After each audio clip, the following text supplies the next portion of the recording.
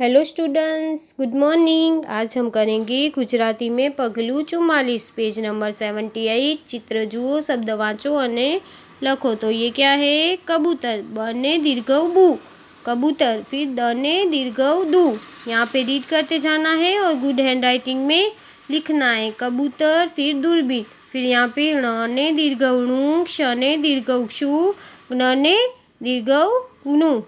फिर यहाँ पे रीड करना है और गुड हैंड राइटिंग में लिखना है। फूलवड़ी, तरबूज, सूरवी और कुतूहल। अब हम आगे देखेंगे। यहाँ पे है प्रवृत्तियों यानी कि एक्टिविटीज। समान अक्षरों फरते वर्तुर करो यानी कि सर्कल करना है जो सेम अक्षर है उस पे।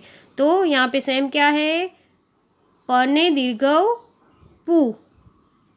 ठीक है, अब यहाँ पे खाली जगह पूर्णी है तो यहाँ पे क्या आएगा? पूरी। फिर आएगा मूर्ख, जूथ और बूल। फिर करने दीर्घ कु ढूंढ के उसको ज्वाइन करते जाना है। फिर यहाँ पे फने दीर्घ फू को ज्वाइन करना है।